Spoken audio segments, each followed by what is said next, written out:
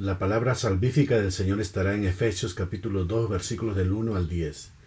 Y Él os dio vida a vosotros cuando estabais muertos en vuestros delitos y pecados, en los cuales anduvisteis en otro tiempo, siguiendo la corriente de este mundo conforme al príncipe de la potestad del aire, el espíritu que ahora opera en los hijos de desobediencia, entre los cuales también todos nosotros vivíamos en otro tiempo en los deseos de nuestra carne, haciendo la voluntad de la carne y de los pensamientos, y éramos por naturaleza hijos de ira, lo mismo que los demás. Pero Dios, que es rico en misericordia, por su gran amor con que nos amó, aun estando nosotros muertos en pecados, nos dio vida juntamente con Cristo, por gracia sois salvos, y juntamente con Él nos resucitó, y asimismo nos hizo sentar en los lugares celestiales con Cristo Jesús, para mostrar en los siglos venideros las abundantes riquezas de su gracia en su bondad para con nosotros en Cristo Jesús. Porque por gracia sois salvos por medio de la fe, y esto no de vosotros, pues es don de Dios, no por obras, para que nadie se gloríe, porque somos hechura suya, creados en Cristo Jesús para buenas obras, las cuales Dios preparó de antemano para que anduviésemos en ellas. Cuando se habla de la salvación, este versículo, el del título, es muy usado, pero generalmente mal entendido. Ahora, la gracia es el medio establecido por Dios para ejecutar la salvación. Esta palabra gracia viene del griego charis, Strong G 5485, que significa un donativo, un favor, gozo, y para hacerse acreedor de ese regalo, el medio establecido por Dios es la fe. Es decir, a pesar de que Dios nos tiene predestinado para salvación, solo aquellos que tienen fe se hacen meritorio de ese regalo, pero debe ser una fe verdadera y no una engañosa en la que muchos están cayendo ahí, y de eso es lo que vamos a hablar en esta enseñanza. Empezamos en el versículo 1. Y Él os dio vida a vosotros cuando estabais muertos en vuestros delitos y pecados. Él nos dio vida cuando estábamos muertos espiritualmente, por supuesto, y lo hizo a través de su palabra. Versículo 2. En los cuales anduvisteis en otro tiempo, siguiendo la corriente de este mundo, conforme al príncipe de la potestad del aire, el espíritu que ahora opera en los hijos de desobediencia. Antes que Cristo saliera a nuestro encuentro, vivíamos según se vive en el mundo, y opera en los que no lo obedecen. Pero en los que sí lo obedecen se les da el Espíritu Santo. Dice Hechos capítulo 5, versículo 32. Y nosotros somos testigos suyos de estas cosas, y también el Espíritu Santo, el cual ha dado Dios a los que le obedecen. Porque una cosa es estar en nosotros y con nosotros. Dice Juan capítulo 14, versículo 17. El Espíritu de verdad, el cual el mundo no puede recibir porque no le ve ni le conoce, pero vosotros le conocéis porque mora con vosotros y estará en vosotros. Hubo un proceso en aquellos discípulos en que se les llamó, fueron limpios y se les equipó con el Espíritu Santo. Versículo 3 del mensaje de hoy. Entre los cuales también todos nosotros vivimos en otro tiempo en los deseos de nuestra carne, haciendo la voluntad de la carne y de los pensamientos, y éramos por naturaleza hijos de ira, lo mismo que los demás. Vean, por naturaleza, aunque hiciéramos lo bueno, éramos hijos de ira, porque la simiente aún no estaba en nosotros. Versículo 4. Pero Dios, que es rico en misericordia, por su gran amor con que nos amó. Su amor lo derramó a través de su Espíritu. Dice Romanos capítulo 5, versículo 5. Y la esperanza no avergüenza porque el amor de Dios ha sido derramado en nuestros corazones por el Espíritu Santo que nos fue dado. Versículo 5 de nuestro texto principal. Aun estando nosotros muertos en pecados, nos dio vida juntamente con Cristo, por gracia sois salvos. Por eso, si Cristo no es precioso para su vida, alguien de altísimo precio, no es mucho lo que se puede esperar. Porque Jesús es el Hijo de Dios, es único, no hay otro como Él. Porque todo ser humano se puede corromper, Él no. Y Él vino a salvarnos, a cada uno. Vino con esa misión de salvarnos. No vino a entregarnos meramente conocimiento, sabiduría, para que sepan cosas, no. Vino a salvarnos de esta condición de corrupción que ningún hombre puede huir de ella. Estamos presos, por eso se habla de esclavitud, cautivos. Así entonces, el contexto de la iglesia bíblica es una iglesia que está dispuesta a morir por Jesús, esperando hoy tener esa misma convicción y no un evangelio muy liviano que se nota sin compromiso, sin un anhelo de conocerle cada día más, de crecimiento. Fe es creer en lo que Él dice, que si Él habla, le creo, Por ejemplo, veamos en 1 Corintios capítulo 1, versículo 18. Porque la palabra de la cruz es locura a los que se pierden, pero a los que se salvan, esto es, a nosotros, es poder de Dios. Vean, la palabra de la cruz hace división entre los que se pierden y los que se salvan. Es decir, todos los que oyen el Evangelio tienen que tomar una decisión frente a la palabra de la cruz. O lo considero una locura o realmente descubro que en esa palabra está el poder de Dios para salvar. Lo que estamos diciendo es que no hay evangelio sin la palabra de la cruz, que es elemental. Y si una iglesia no ha vivido esta palabra de la cruz, no es iglesia. Podemos ser parte de una multitud que escucha, pero creer no es solamente oír. Dice Santiago capítulo 1, versículo 22. Mas sed hacedores de la palabra y no tan solamente oidores, engañando a vosotros mismos. Entonces, frente a una misma palabra, unos lo consideran locura y otros la creen. Continuemos leyendo en 1 Corintios capítulo 1, versículos del 19 al 21. Pues está escrito, destruiré la sabiduría de los sabios y desecharé el entendimiento de los entendidos. ¿Dónde está el sabio? ¿Dónde está el escriba? ¿Dónde está el disputador de este siglo? ¿No ha enloquecido Dios la sabiduría del mundo? Pues ya que en la sabiduría de Dios el mundo no conoció a Dios mediante la sabiduría, agradó a Dios salvar a los creyentes por la locura de la predicación. Pero la predicación de la cruz, porque si lo dejamos solo en la predicación, uno puede pensar en lo que conocemos nosotros por predicación. Pero dice, agradó a Dios salvar a los creyentes por la locura. Algo que parece loco. Dice después en 1 Corintios capítulo 1, versículos del 22 al 24.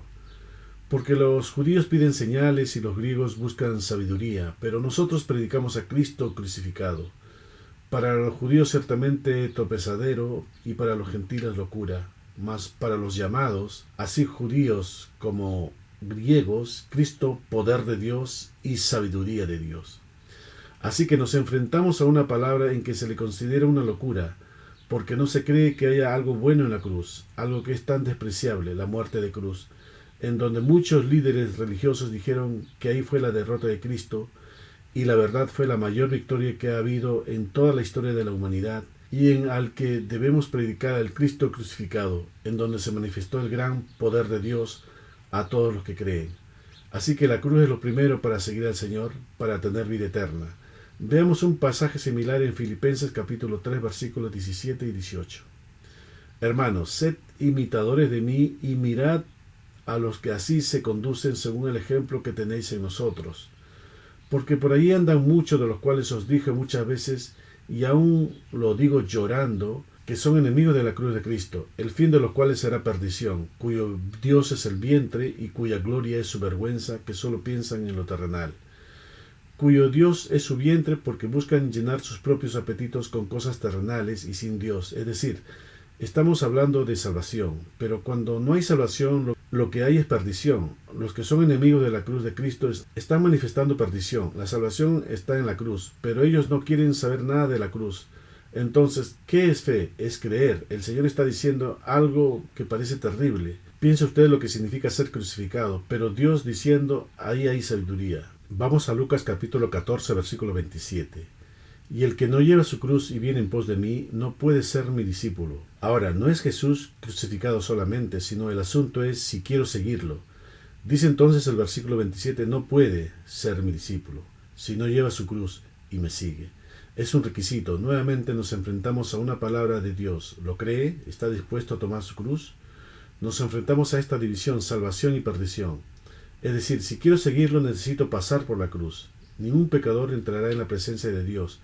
Dios es santo y ha señalado el camino para llegar a Él.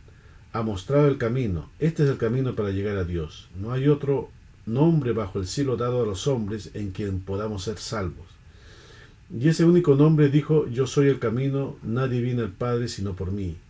Y Él tomó la cruz, entiéndese que la cruz es para salir del mundo. Él salió del mundo colgado en una cruz. Ahora, siguiendo ese camino, Pablo dijo, con Cristo estoy juntamente crucificado. Ya no vivo yo. Entonces nos encontramos con esta realidad. El hombre natural es pecador y no hay forma de remediarlo. Tiene que morir a causa de su pecado. El alma que pecare, esa morirá. Dios en su justicia nos declara digno de muerte. El hombre es malo. No hay ninguno bueno, no hay quien busque a Dios. Lo dice el apóstol Pablo en Romanos capítulo 3, versículos del 10 al 11. Y uno debe reconocerse como tal, porque el Evangelio comienza con arrepentíos, y aquel que tenga conciencia de su estado delante de Dios necesita un Salvador, no hay otra forma.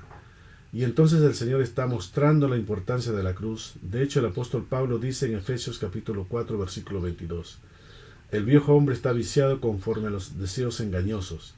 Así que ese hombre está destinado a la cruz. Pero Cristo no quedó en la cruz. Cristo fue sepultado y Cristo resucitó. Ahí está la victoria del Evangelio. Pero no hay resurrección sin cruz. Es decir, para que haya resurrección primero tuvo que morir.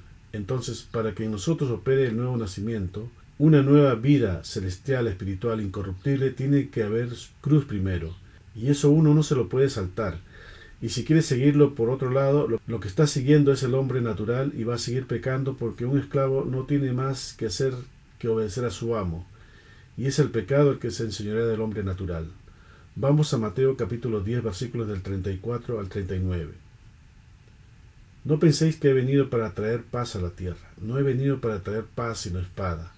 Porque he venido para poner en disensión al hombre contra su padre, a la hija contra su madre, y a la nuera contra su suegra, y a los enemigos del hombre serán los de su casa. El que ama a padre o madre más que a mí, no es digno de mí. El que ama a hijo o hija más que a mí, no es digno de mí. Y el que no toma su cruz y sigue en pos de mí, no es digno de mí. El que haya su vida la perderá, y el que pierde su vida por causa de mí, la hallará. Eso es división. La espada corta, separa. Así que si él no es precioso en su corazón, se va a amar más lo terrenal. Si no ha descubierto el valor que tiene Jesucristo, va a amar más a su familia. Esto no es por la fuerza. Esto tiene que ver más con el corazón. Esto es la fe. Señor, quiero seguirte, creo en esta palabra, y esta palabra produce obra. Si yo la creo, va a producir la obra de la cual está hablando, por ejemplo. Va a producir división, lo va a separar de todo aquel que no quiere seguirlo. Va a crear conflicto en la familia y por donde demos a conocer esa fe. Fíjense en el último versículo que leímos, el que haya su vida, en el sentido, el que valora su vida, el que quiere vivir su vida, la perderá. Es una mala elección, está escogiendo mal, se está yendo por el camino de la muerte. Ahora, el que pierda su vida por causa de mí, ese la hallará.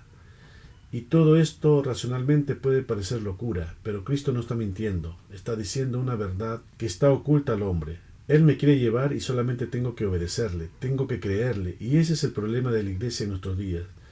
Incluso en muchos lugares ni se predica la cruz, y donde se predica se va a producir división, los que quieren seguirle y los que no quieren seguirle. Aunque es probable que nadie lo quiera decir, pero el fruto, ese no se puede fingir. Lo dijo el Señor, por sus frutos se conoce el árbol.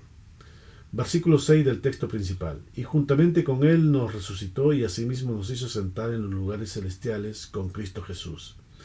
Así como Pablo dijo, con Cristo estoy juntamente crucificado, así también dice este versículo que juntamente con él nos resucitó.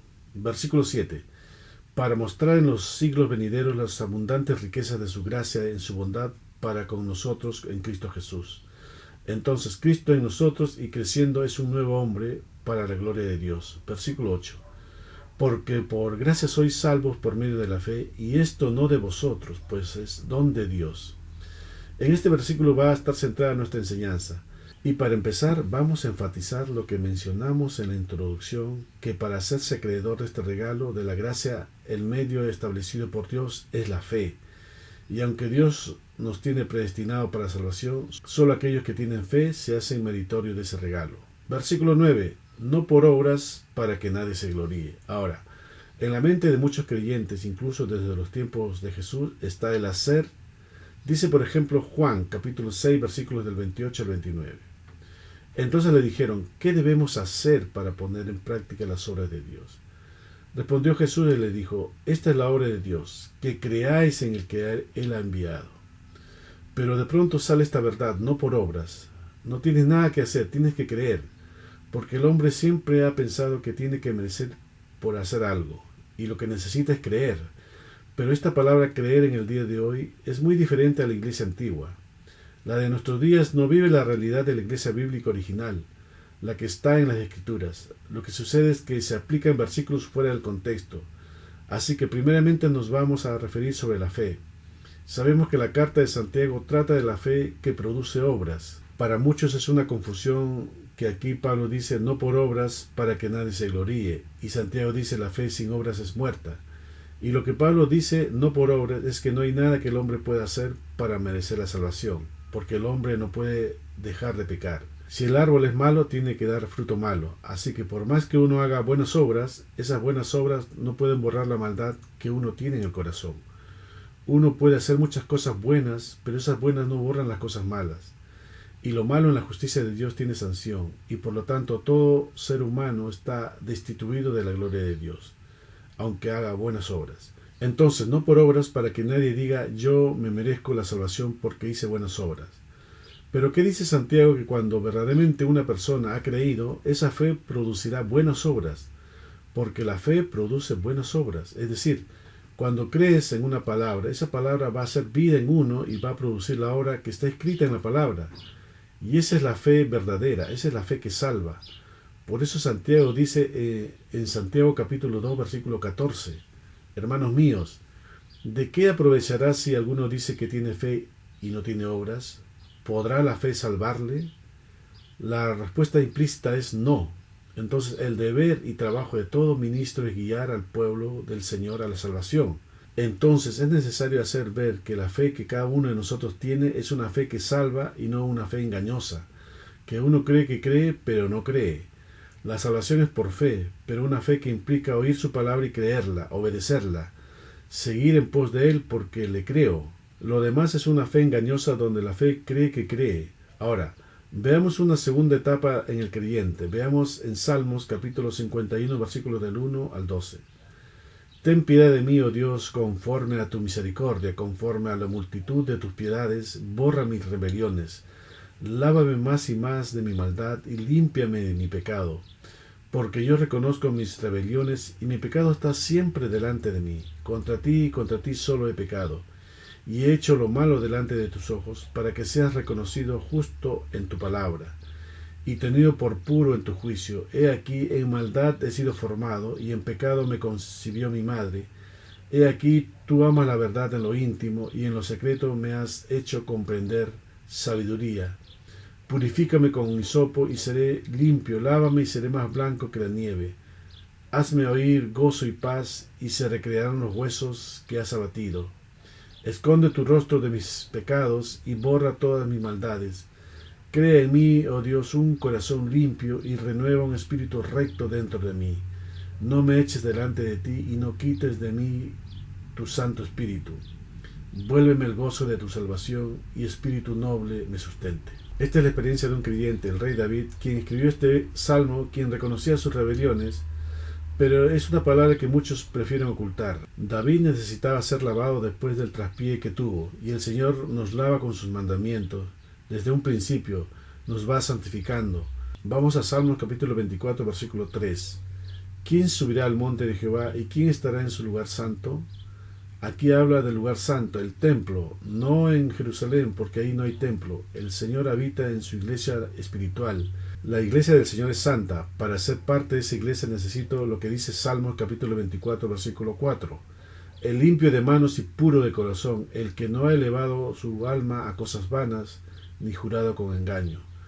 Donde no hay malos sentimientos, donde no hay lugar para los malos pensamientos. Salmos 24, versículo del 5 al 6. Él recibirá bendición de Jehová y justicia del Dios de salvación. Tal es la generación de los que le buscan, de los que buscan tu rostro, oh Dios de Jacob, Selah. Está hablando de características. Esta es la característica del pueblo de Dios. Todo esto es por la fe. Esto no es por obras, no es porque yo me lo merezco, es por creer a su palabra. La palabra va produciendo la obra. Recordemos lo que dice Efesios capítulo 2, versículo 10. Porque somos hechura suya, creados en Cristo Jesús para buenas obras, las cuales Dios preparó de antemano para que anduviésemos en ellas. Para buenas obras es lo que produce su palabra. Entonces es solo creer, pero es ese creer que produce obras, el limpio de manos y puro de corazón. Ese es el pueblo de Dios, esa es la iglesia de Dios. Vamos a Juan capítulo 15, versículo 3. Ya vosotros estáis limpios por la palabra que os he hablado. El Señor le dice esto a sus discípulos, a los que le siguieron. Ya vosotros estáis limpios por la palabra que os he hablado.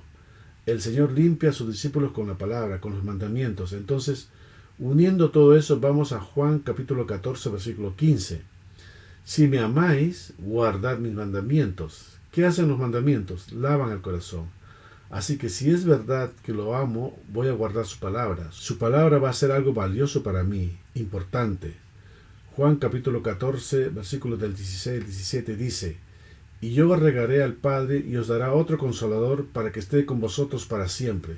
El Espíritu de verdad, al cual el mundo no puede recibir porque no le ve ni le conoce, pero vosotros le conocéis porque mora con vosotros y estará en vosotros. Hay una diferencia grande con el mundo. Los que están en Cristo reciben. Dice Juan capítulo 14, versículo 18: No os dejaré huérfanos, vendré a vosotros. Ahí es donde se cumple el templo de Dios, porque Él habita en nosotros. Pero ese nosotros, veamos qué significa, según las Escrituras. Primero los limpios de corazón. Aquí está hablando al nuevo hombre en Cristo Jesús. Versículo 10 y último de nuestro pasaje. Porque somos hechura suya, creados en Cristo Jesús para buenas obras, las cuales Dios preparó de antemano para que anduviésemos en ellas. Cristo en nosotros nos va perfeccionando si lo dejamos hacerlo. Si el viejo hombre va menguando, porque hay una distinción de un viejo hombre y uno nuevo. Dice Gálatas capítulo 2, versículo 20. Con Cristo estoy juntamente crucificado, y ya no vivo yo, mas Cristo vive en mí. Y lo que ahora vivo en la carne, lo vivo en la fe del Hijo de Dios, el cual me amó y se entregó a sí mismo por mí. Cuando dice ya no vivo yo, ahí tienen uno, y luego Cristo vive en mí, aquí tienen al otro. Así que tiene al yo crucificado y Cristo viviendo en él. ¿Cómo distinguirlos? Porque uno soy yo y el otro es Cristo. Entonces, si el yo no está crucificado, ¿cómo va a experimentar que Cristo sea la vida suya? Cristo nuestra vida. Veamos ejemplo de lo que estamos tratando de decir. En 2 de Corintios capítulo 12, versículos del 1 al 5. Ciertamente no me conviene gloriarme, pero vendré a las visiones y a las revelaciones del Señor. Conozco a un hombre en Cristo que hace 14 años, si en el cuerpo no lo sé, si fuera del cuerpo no lo sé, Dios lo sabe, fue arrebatado hasta el tercer cielo. Y conozco al tal hombre, si en el cuerpo o fuera del cuerpo no lo sé, Dios lo sabe, que fue arrebatado al paraíso, donde oyó palabras inefables que no le es dado al hombre expresar. De tal hombre me gloriaré, pero de mí mismo en nada me gloriaré, sino en mis debilidades. Ahí está hablando de los dos hombres, distinguir lo que puedo hacer y lo que hace Cristo en mí. Ese hombre en Cristo lo vive por la gracia, no porque se lo merezca algo. Y el yo no tiene nada de que gloriarse, es necesario que distinga, y eso no se vive sin cruz. El yo, el que anda por todos lados, debe estar crucificado, porque ama su propia vida. No quiere renunciar a su propia vida. Esto no es teórico, no es un concepto que se aprende, es vida. Esto es lo que produce la fe. Vamos ahora a 2 de Corintios capítulo 5, versículos 16. De manera que nosotros de aquí en adelante a nadie conocemos según la carne. Y aun si a Cristo conocimos según la carne, ya no lo conocemos así. Aquí están las dos personas, según la carne, el yo, lo que soy, y el Espíritu o en Cristo. Dice después, aun si a Cristo conocimos según la carne, ya no lo conocemos así. Tiene que ver en el crecimiento, en el conocimiento de Cristo. Sigue diciendo en 2 de Corintios capítulo 5, versículo 17. De modo que si alguno está en Cristo, nueva criatura es. Las cosas viejas pasaron, he aquí todas son hechas nuevas. Entonces, ¿cómo nos conocemos o nos distinguimos en el Espíritu? Veamos Romanos capítulo 12, versículo 3. Digo pues, por la gracia que me es dada, a cada uno que está entre vosotros, que no tenga más alto concepto de sí que el que debe tener, sino que piense de sí con cordura, conforme a la medida de fe que Dios repartió a cada uno. Dice a cada cual, es decir, a todos, que no tenga más alto concepto de sí que el que debe tener. Parafraseando diríamos, o que no se crea lo que no es, sino que piense de sí con cordura conforme a la medida de fe que Dios repartió a cada uno. Hay una medida que Dios da, es como medirse. Sigue diciendo Romanos capítulo 12, versículo 4. Porque de la manera que un cuerpo tenemos muchos miembros, pero no todos los miembros tienen la misma función. Si estoy en Cristo, tengo que tener alguna función alcanzada por la gracia. Dice Romanos capítulo 12, versículos del 5 al 8. Así nosotros, siendo muchos, somos un cuerpo en Cristo y todos miembros los unos de los otros. De manera que teniendo diferentes dones, según la gracia que nos es dada, si el de profecía, úsese conforme a la medida de la fe, o si de servicio en servir, o el que enseña en la enseñanza, el que exhorta en la exhortación, el que reparte con liberalidad, el que preside con solicitud, el que hace misericordia con alegría. Así es como nos distinguimos. Ahora, si no se encuentra en esta lista, es probable que no haya tomado la cruz, porque eso son evidencias, y si alguien no tiene nada de eso, no hay Cristo. Solo se transforma en un concepto. Todos somos nueva criatura. No se engañe, porque debería tener evidencias. Dice 1 de Pedro capítulo 4 versículo 10. Cada uno según el don que ha recibido, ministrelo a los otros, como buenos administradores de la multiforme gracia de Dios.